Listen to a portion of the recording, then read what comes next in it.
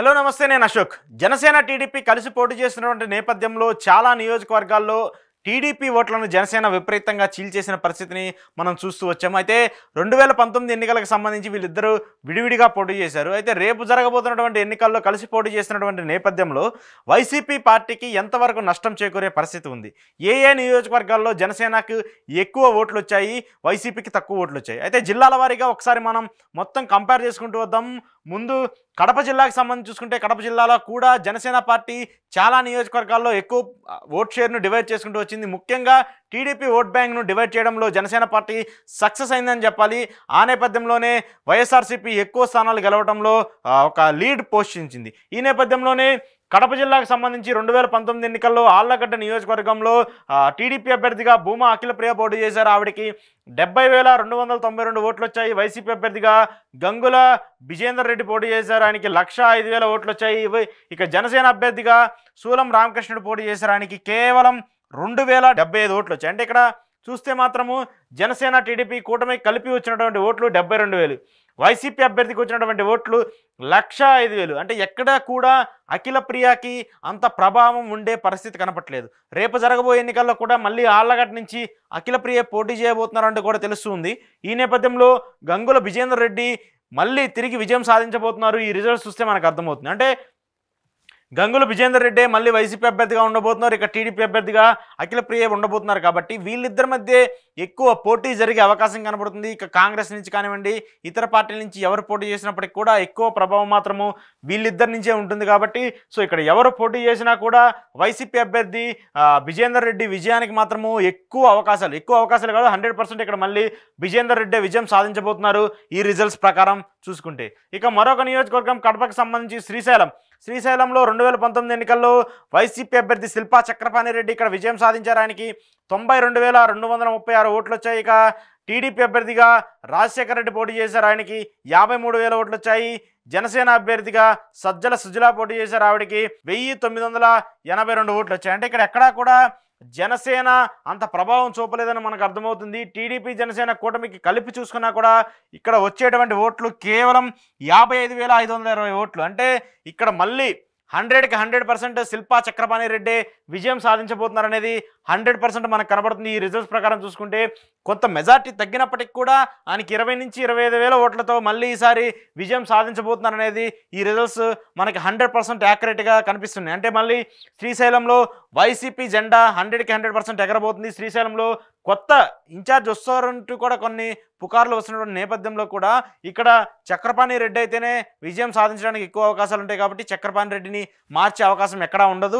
100% ఇక్కడ చక్రపాణి రెడ్డి పోటీ చేస్తారు. ఇక మరొక నియోజకవర్గం నందికొట్కూరులో 2019 ఎన్నికల్లో వైసీపీ అభ్యర్థిగా ఆర్థర్ పోటీ చేశారు. ఆయనకి 102,000 ఓట్లు వచ్చాయి. టీడీపీ అభ్యర్థిగా బండి జయరాజ్ పోటీ చేశారు. ఆయనకి 61,000 ఓట్లు వచ్చాయి. ఇక జనసేన అభ్యర్థిగా బాల వెంకట్ పోటీ చేశారు. ఆయనకి 3,300 ఓట్లు వచ్చాయి. అంటే ఇక్కడ టీడీపీ జనసేన ఇద్దరిని కలిపి చూసుకున్నా కూడా వచ్చినటువంటి ఓట్లు 65,000. వైసీపీ అభ్యర్థి ఆర్థర్కి వచ్చినటువంటి ఓట్లు 102,000. కానీ ఇక్కడ మాత్రము నందికొట్కూరులో ఒక డిఫరెంట్ మానియా ఉంది. అయితే నందికొట్కూరు సంబంధించి అక్కడ ఉన్నటువంటి శాప్ చైర్మన్ వైసీపీలో ఫైర్ బ్రాండ్గా ఉన్నటువంటి బైరెడ్డి సిద్ధార్థ రెడ్డి ఎక్కువ లీడ్ పోషిస్తున్నారంటూ కూడా చెప్తూ వస్తున్నారు. ఇక్కడ 2019 ఎన్నికల్లో ఆర్థర్ గెలవడానికి కూడా ఆయనే కీలక పాత్ర పోషించారంటూ కూడా చెప్తూ వస్తున్నారు. కానీ ఆర్థర్ మాత్రం పార్టీ పైన కానివ్వండి, బైరెడ్డి పైన మాత్రము కొంత వ్యతిరేకత కానివ్వండి, కొంత అసంతృప్తిని చూపిస్తూ వస్తున్నారు. కేవలం నేను పేరుకు మాత్రమే ఎమ్మెల్యేగా ఉన్నాను, ఇక్కడ నాకెవ్వరు అంత గౌరవం కానివ్వండి, ఒక ఎమ్మెల్యేకి ఇవ్వాల్సినటువంటి గుర్తింపు ఇవ్వట్లేదంటూ కూడా ఆర్థర్ పలుమార్లు మీడియా ముందుకు వచ్చి చెప్తున్న పరిస్థితి కనబడుతుంది. సో ఇక్కడ మాత్రము ఆర్థర్ పోటీ చేసినా కూడా ప్రభావం అంతా, అంటే ఎవరు గెలవరు అనేది మాత్రం డిసైడ్ చేసేది మాత్రము మనకి బైరెడ్డి అనేది మాత్రము డిసైడింగ్ ఫ్యాక్టర్గా కనిపిస్తుంది. కానీ నందికొట్కూరు మాత్రము మళ్ళీ వైసీపీనే విజయం సాధించబోతుంది. నందికొట్కూరులో మళ్ళీ వైసీపీ జెండానే ఎగరబోతుంది అనేది మాత్రము ఈ రిజల్ట్స్ చూస్తే మనకి 100% తెలుస్తుంది. ఇక కడపకి సంబంధించి మరొక నియోజకవర్గము పాణ్యంకి సంబంధించి 2019 ఎన్నికల్లో ఇక్కడ కాటసాని రాంభూపాల్ రెడ్డి విజయం సాధించారు. ఆయన చాలా సీనియర్ నేత. కాంగ్రెస్లో కానివ్వండి, వైసీపీలో కానివ్వండి వరుసగా ఎమ్మెల్యేలు కంటిన్యూగా విజయం సాధిస్తున్నటువంటి నియోజకవర్గాల్లో పాణ్యం నియోజకవర్గం ఒకటి. ఆయనకి 2019 ఎన్నికల్లో 1,22,000 ఓట్లు వచ్చాయంటే దాదాపు 43,000 ఓట్ల మెజార్టీతో రాంభూపాల్ రెడ్డి విజయం సాధించారు. ఇక టీడీపీ అభ్యర్థిగా గౌరు చరితారెడ్డి పోటీ చేశారు, ఆవిడకి 78,000 ఓట్లు వచ్చాయి. జనసేన అభ్యర్థిగా చింతా సురేష్ పోటీ చేశారు, ఆయనకి కేవలం 5,000 ఓట్లు వచ్చాయి. అంటే ఇక్కడ టీడీపీ జనసేన కూటమిని కలిపి చూసుకున్నా కూడా వచ్చినటువంటి ఓట్లు 83,000. ఇక కాటసాని రాంభూపాల్ రెడ్డికి వచ్చినటువంటి ఓట్లు 1,22,000. ఎక్కడా కూడా కాటసానిని ఓడించడానికి కూటమికి ప్రభావం ఉండే పరిస్థితి కనపట్లేదు. ఇక్కడ మళ్ళీ ఈజీగా కాటసాని రాంభూపాల్ రెడ్డి విజయం సాధించబోతున్నారు అనేది మాత్రము ఈ రిజల్ట్స్ చూస్తే మనకు అర్థమవుతుంది. ఎందుకంటే ఇక్కడ ముఖ్యంగా పాణ్యానికి సంబంధించి పార్టీల కంటే అక్కడ ఉన్నటువంటి వ్యక్తుల ప్రభావం ఎక్కువ ఉంటుంది కాబట్టి ఇక్కడ రాంభూపాల్ రెడ్డికి ఎన్నో సంవత్సరాలుగా ఎన్నో వాళ్ళ తరం నుంచి ఒక ప్రజలతో మమేకం ఉంటుంది కాబట్టి ఆయనకే మళ్ళీ విజయం సాధించే అవకాశం ఉంటుంది. కానీ ఇక్కడ రాంభూపాల్ రెడ్డిని నంద్యాల ఎంపీగా పంపించాలని చెప్పేసి కూడా జగన్మోహన్ రెడ్డి భావిస్తున్నారు. కానీ ఆయన ఎమ్మెల్యేగా పోటీ చేస్తానని చెప్పేసి పట్టుబట్టేసి ఉండటంతో ఇక్కడ పాణ్యంలో ఆయనే పోటీ చేస్తారా లేదంటే నియోజకవర్గానికి సంబంధించి కానివ్వండి కొత్త ఇన్ఛార్జిని ఎవరన్నా రీప్లేస్ చేస్తారనేది మాత్రము చూడాల్సి ఉంది. ఇక మరొక నియోజకవర్గము నంద్యాల. ఇక నంద్యాలకు సంబంధించి 2019 ఎన్నికల్లో టీడీపీ అభ్యర్థిగా భూమా బ్రహ్మానందకు పోటీ చేశారు, ఆయనకి కేవలం 74,000 ఓట్లు వచ్చాయి. జనసేన అభ్యర్థిగా సజ్జల శ్రీధర్ పోటీ చేశారు, ఆయనకి 6,000 ఓట్లు వచ్చాయి. కానీ వైసీపీ అభ్యర్థికే ఎక్కువ ఓట్లు వచ్చిన పరిస్థితి కనబడుతుంది. వైసీపీ అభ్యర్థికి ఇక్కడ 1,08,000 ఓట్లు వచ్చాయి. వీళ్ళిద్దరు మాత్రము ఎక్కడా కూడా టీడీపీ వైసీపీ మధ్య లీడ్ కంటిన్యూ వస్తుంది. జనసేన మాత్రం ఏం ప్రభావం చూపట్లేదు. కూటమి కలిపి చూసుకున్నా కూడా వచ్చినటువంటి ఓట్లు 80,000. సో ఇక్కడ వైసీపీ అభ్యర్థికే ఎక్కువ లీడ్, ఎక్కువ మెజార్టీ వచ్చింది. కాబట్టి ఇక్కడ మళ్ళీ నంద్యాలలో వైసీపీ అభ్యర్థి 100కి 100% విజయం సాధించబోతున్నారు అనేది మాత్రము ఈ రిజల్ట్స్ చూస్తే మనకు అర్థమవుతుంది. ఎందుకంటే కడప జిల్లాలో ఆ ప్రాధాన్యత ఆ వ్యక్తులపై ఉన్నటువంటి ప్రభావం అంతగా ఉంటుంది కాబట్టి ఆ కుటుంబాలే ఎక్కువగా రాజకీయాలను లీడ్ చేస్తూ వస్తూ ఉంటాయి. కాబట్టి ఇక్కడ వైసీపీ అభ్యర్థికి సంబంధించి ఎక్కువ విజయం సాధించేందుకు అవకాశాలు ఉన్నట్టు కూడా నంద్యాల నియోజకవర్గము మనకు కనిపిస్తుంది. ఇక మరొక నియోజకవర్గము బనగానపల్లెకి సంబంధించి టీడీపీ అభ్యర్థిగా బీసీ జనార్దన్ రెడ్డి చాలా సీనియర్ నేత, టీడీపీకి సంబంధించి కీలక నేత. ఇక వైసీపీ అభ్యర్థిగా కాటసాని రామరెడ్డి పోటీ చేశారు, ఆయనకి 99,998 ఓట్లు అంటే దాదాపు 1,00,000 ఓట్లు సాధించారు. ఇక జనసేన అభ్యర్థి సజ్జల అరవిందరానికి 1,500 ఓట్లు మాత్రమే వచ్చాయి. సో ఇక టీడీపీ జనసేన కలిపి చూసుకున్నా కూడా వచ్చినటువంటి ఓట్లు 88,000. కాటసాని రామరెడ్డికి వచ్చినటువంటి ఓట్లు 1,00,000. అంటే ఇక్కడ మళ్ళీ తిరిగి బనగానపల్లిలో టీడీపీ అభ్యర్థిగా జనార్దన్ రెడ్డి ఉండబోతున్నారు కాబట్టి వీళ్ళిద్దరి మధ్య తీవ్ర పోటీ ఉండే అవకాశం కనిపిస్తుంది. కాటసానికి మళ్ళీ టికెట్ ఇవ్వబోతున్నారు జగన్మోహన్ రెడ్డి. సో వీళ్ళిద్దరి మధ్య తీవ్ర పోటీ ఉంటుంది కాబట్టి ఈ నియోజకవర్గంలో ఎవరు గెలుస్తారు ఏంటి అనే దానిపైన కూడా కొంత ఉత్కంఠ పరిస్థితి కనబడుతుంది. కానీ ఇది మాత్రం కొంత టఫ్ నియోజకవర్గము కడపకి సంబంధించి బనగానపల్లె. ఎందుకంటే ఇటు జనార్దన్ రెడ్డికి కాటసానికి ఎక్కువగా ప్రత్యర్థిగా ప్రాతినిధ్యం వహిస్తూ వస్తున్నారు కంటిన్యూగా. ఇద్దరు ఆ నియోజకవర్గానికి సంబంధించి ఎవరికి వారు పోటాపోటీగా ఒకసారి గెలుస్తూ ఓడిపోతూ వస్తున్నారు. సో ఇక్కడ కంటిన్యూగా 2 సార్లు గెలిచిన పరిస్థితి, అంటే గత 10 సంవత్సరాల్లో ఇద్దరు ఎక్కడా కూడా గెలవలేదు. సో మళ్ళీ ఇక్కడ కొంత చేంజ్ కోరుకుంటే మాత్రము టీడీపీకి గెలవడానికి కొంత ఎడ్జ్ ఉండే నియోజకవర్గంగా కూడా బనగానపల్లె ఉండాలి. కానీ ఈ రిజల్ట్స్ ప్రకారం చూసుకుంటే మళ్ళీ ఇక్కడ కాటసాని రామరెడ్డి విజయం సాధించబోతున్నారంటూ తెలుస్తుంది. ఇక మరొక నియోజకవర్గం పత్తికొండకు సంబంధించి ఇక్కడ టీడీపీ అభ్యర్థిగా శ్యామ్ కుమార్ ఉన్నారు, ఆయనకి 58,000 ఓట్లు వచ్చాయి.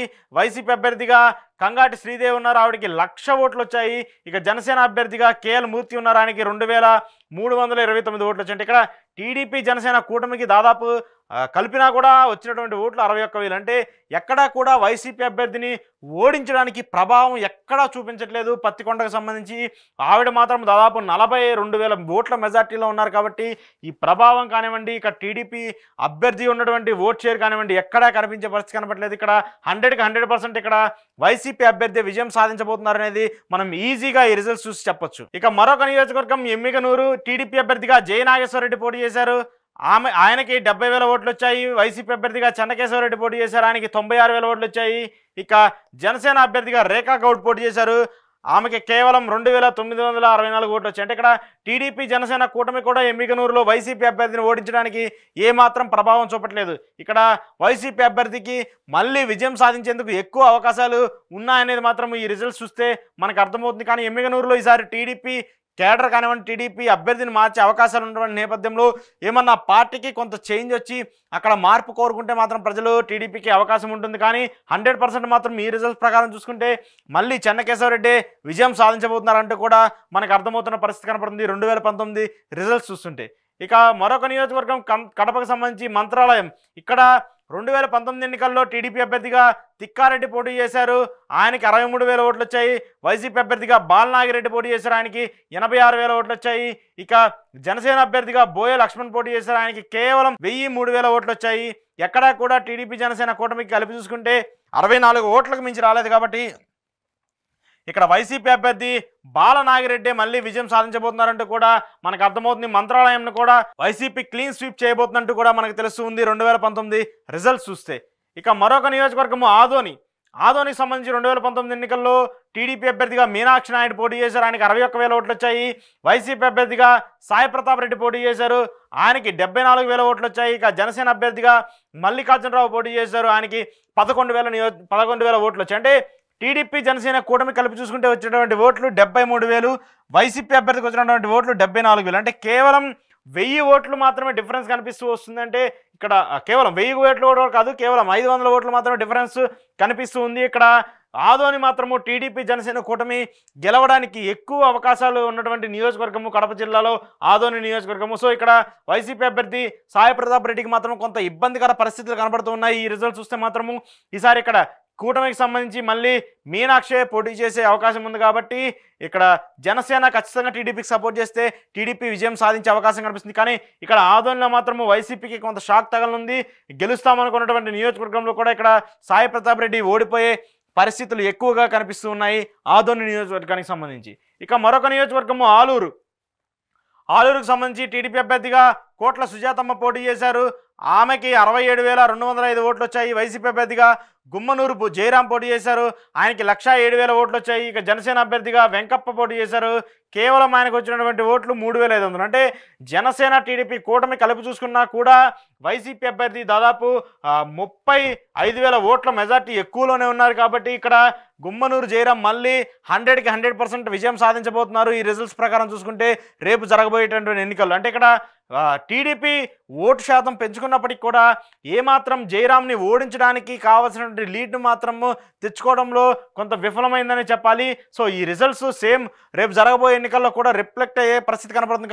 కాబట్టి ఇక్కడ జయరాం మళ్ళీ విజయం సాధించబోతున్నారు ఈ రిజల్ట్స్ ప్రకారం చూసుకుంటే. సో కడప జిల్లాకి సంబంధించి చూసుకుంటే మాత్రం ఇక్కడ ఉన్నటువంటి నియోజకవర్గాల్లో వారీగా చూసుకుంటాము. మనం ఇప్పటిదాకా జనసేన డివైడ్ చేసినటువంటి ఓట్లు తక్కువ పర్సంటేజ్ ఉన్నప్పటికీ కూడా 2-3 నియోజకవర్గాల్లో మాత్రము టీడీపీ ఓడిపోవడానికి జనసేన పార్టీ ప్రత్యక్షంగా కారణమైంది.